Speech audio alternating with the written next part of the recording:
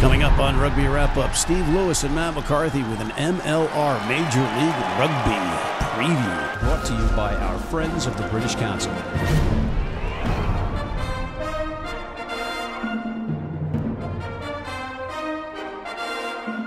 Hey everybody, and welcome back to Rugby Wrap-Up. Matt McCarthy here at the Fantasy Sports Network here in Midtown Manhattan. That's right, New York City, and we're talking rugby, and we're talking American rugby, specifically the Major League Rugby debut weekend coming up.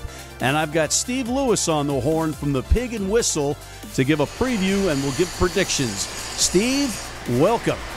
Hey Matt, how you doing? Good, thank you, my friend. But Steve, we've got a big weekend of rugby ahead of us, Major League Rugby. Let's get right into it with your skinny on each match, beginning with the Houston SaberCats hosting the NOLA Gold. Yep, so finally a great moment has arrived, the second iteration of professional rugby in the US after the pro rugby debacle of 2 years ago. First game up is New Orleans Gold playing in Houston against the Houston SaberCats. 3 or 4 weeks ago, you would have taken the hosts, the SaberCats, with a flurry of points. However, New Orleans have had pretty impressive preseason. They seem to have had a little bit of a groove, and they could be quite competitive going into this. I still think Houston are the favourites. I think their squad is stronger. They've had a much longer preseason, probably 10 or 11 games. I think they'll be ready to go, and I still take them to win by about 15. All right, I have to agree with you on that one, Lizard, and because you're taking Houston by 15, I'll take them by 14. And Steve, this is a matchup of former assistant coaches on Team USA, Justin Fitzpatrick of the hosts, and Nate Osborne, the Aussie, who is the head coach of New Orleans. Justin was the forwards coach, Nate was the backs coach.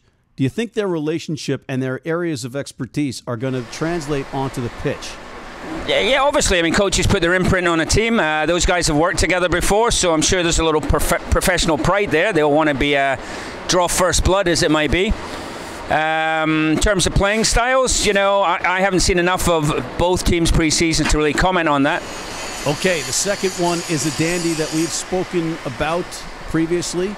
It's the Glendale Raptors versus the Austin Elite at Rugby Town, USA. And, you know, it's going to be a barn burner, but what's the latest? Okay, Infinity Park, Rugby Town, USA, as you say, the brainchild of Mayor Mike Donovan, and a place I've spent many a happy moment at. But I think the home team here will win in a canter, I'm afraid to say.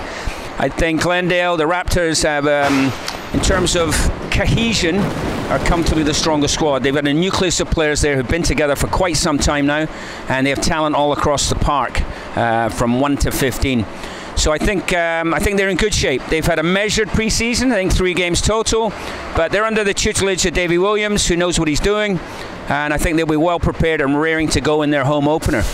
By contrast, Austin, who had a very good year last year, have had a mixed preseason. They've struggled a little bit with injuries. They've lost a key player, Peter Malcolm, with a knee injury, I believe, and a couple of other, I would say, holes in the roster here and there. Veteran Petty Vandenberg at 37 had to lace up the boots last week, and he's back, and they've been looking to fill some gaps. They had a tough preseason, so I think they're a little undercooked coming in, and unfortunately I think Glendale are going to win this one going away, 20-25 points. Steve, for the folks at home, is Phil Some Gaps a player? He's a well-known Irishman. No.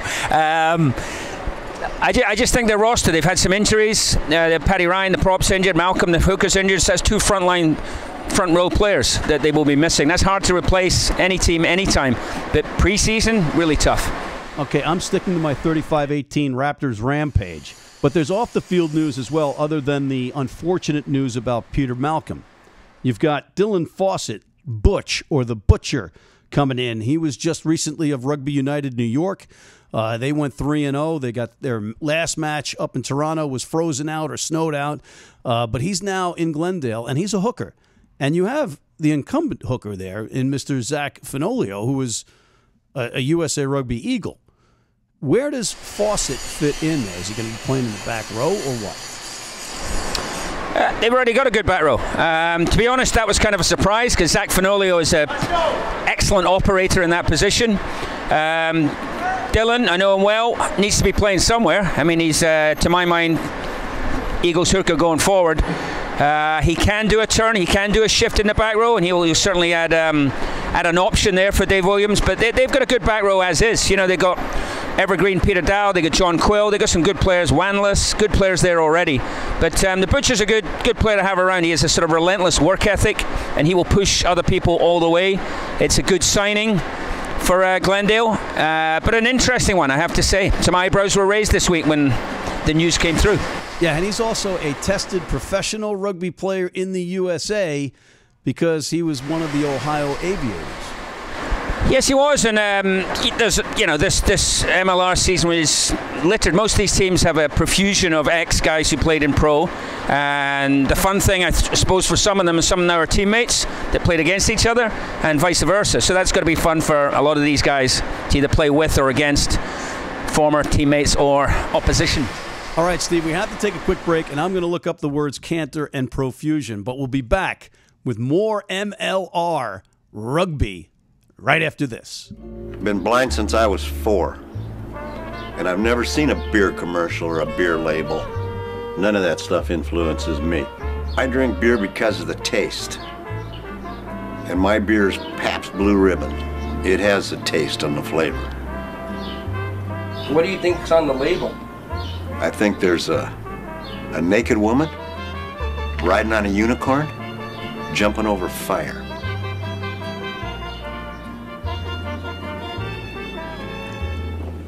Oh, that's good beer. If you're in New York City and want to watch some great rugby, have some great food, and some great times, go to the world's best rugby pub, the Pig and Whistle on West 36th Street. Hey everybody, welcome back to Rugby Wrap-Up. Matt McCarthy at the Fantasy Sports Network, Studio 34. We're talking Major League Rugby in our AFIA Sports Training Group segment, and we still have Steve Lewis on the horn from the Pig and Whistle, who is not, ladies and gentlemen, drinking anything but coffee. Right, Steve? Milk and 1 sugar only. Thanks, Matt. Good man, good man. And the food is also worth mention at the Pig and Whistle. But let's get back to rugby. It's the final match, and I know there's a friendly between the Utah Warriors and the Prairie Wolf-pack out of Canada, but the one that's being played in anger is up in Seattle between the Seawolves and the San Diego Legion. What's your skinny on that one? Yep, so it's the Starfire Complex just outside of Seattle. Seattle's preseason has been a little problematic, it would appear. They've only played one behind closed doors warm-up game against the Prairie Wolf-pack last weekend. They have a strong squad, bolstered in particular. I believe they have 8 or 9 Canadians on the roster. All right, wait, Steve, 8 or 9 Canadians? How does that work? Not on a matchday roster when you're only allowed 5 foreigners, so that could be problematic for them. It looks like they might have some talent sitting on the sidelines every week. But those are the MLR rules. So just to clarify, because I've had a lot of head knocks, you're saying that only 5 foreign players or non-Americans can be on the match day roster. Correct. 5 out of the 23. So the 5 can be on the field at the same time, but no more than 5 on the 23 match day roster. Interesting, interesting. And there's an issue with the head coach, correct? Yeah, my understanding is they've had some issues with visas, and I believe the coach, Tony Healy, won't be able to take up his role this season or at this time. My understanding is that Phil Mack, who's a very experienced player with Canada, both 15s and 7s, he is undertaking a player coach role at the moment while they look for a replacement coach. But they do have an experienced squad. Guys, Shalom Suniola, they got experience all over that squad. So I wouldn't be too concerned about that in the short term. So it's true that you'll be coaching the Seattle Seawolves? No, not at all. Not at all. Haven't been asked. Well, I think you'd be a good fit, but there is another team involved in this match, the San Diego Legion. San Diego Legion, they have had a couple of games under the belts. They're an interesting crew. They've got an all-English coaching team, Rob Hoadley, who was involved with Pro Rugby, and 7s specialist Chris Cracknell, who I believe you know. They're the coaching maestros over there. the San Diego team is very weighted very heavily towards its back division. They've got some standout players. Nate Augsburger, current U.S. captain. Ryan Matchis, another old blue player, incidentally. Taku Nguyen, a veteran winger, but still potent threat. So they got some terrific backs. They may be a little short up front for now. Cam Dolan's there at number 8. And I believe they have some South African players coming in to bolster the ranks up front. But if they have a weakness, it's probably up front right now. Steve, there seems to be a whole lot of tweaking going on right up until the whistle. How much time does a team have to give notice for a player being added to the roster for that week's match? I'm not sure of the exact detail. Presumably league rules would allow for late registration. There certainly seems to have been quite a few signings this week. I wouldn't see a problem with that. I don't think that's particularly troublesome, particularly in the first year of a league. And then I guess it's just a question of meshing the player with the existing roster. Yeah, I mean, the thing here is that if you're talking about attempting in some way to get any unfair advantage, it really should be dealt with by the salary cap. So it's not like you can load your team at the last minute. Presumably the cap is the cap. So it's just, I think it's going to be an interesting thing as the season wears on, though, with the attrition that teams suffer. Because guys not used to training twice a day, that's one thing. They're not used to playing 10 successive weekends of high-impact rugby. Bodies are going to fall by the wayside. We've already had some notable preseason injuries. Those are going to mount, and then gaps need to be filled. So that's going to be an interesting storyline as the league goes on. All right, I'm picking the host 36-12. I think the guys from San Diego are going to find the conditions in Seattle a little bit miserable, and I think that's going to be reflected in the final score. Anyway, we do have another match. We have that friendly, the aforementioned friendly between the Utah Warriors and the Canadians, the Prairie Wolf-pack. Yeah, Utah Warriors are playing the Prairie Wolf-pack, who are, as the name suggests, from the Canadian prairies. Alberta, Saskatchewan, that kind of neck of the woods. That's a friendly. Prairie Wolf-pack played last week and were sort of handily dealt with by Seattle. Utah had 2 tremendous occasions in Salt Lake City, drew tremendous crowds, which is a real exciting thing to see and terrific for the league.